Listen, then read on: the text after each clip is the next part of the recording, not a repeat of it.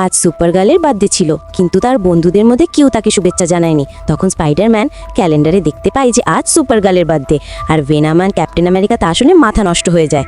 আর Spiderman বলেছিল যে আমরা তিনজন মিলে তাকে সারপ্রাইজ গিফট দিতে, কিন্তু ক্যাপ্টেন আর ভেনাম স্পাইডারম্যানকে রেখে আগে চলে যায়।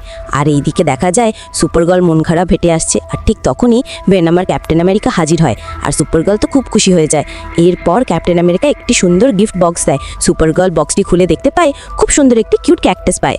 এরপর ভেনাম একটি ব্ল্যাক গিফট বক্স দেয়, যা খুলে দেখে একটি চিকেন তান্দুরি। এটা দেখে সুপারগার্ল তো খুব খুশি হয়ে যায়। তারপর স্পাইডারম্যান একটি লাল গিফট বক্স দেয় সুপারগার্লকে। সুপারগার্ল বক্স খুলে দেখে একটি দাগ মাজার ব্রাশ। তখন স্পাইডারম্যান বলে, তোমার মুখ থেকে অনেক দুর্গন্ধ আসে, এখন এই ব্রাশের কারণে আসবে না।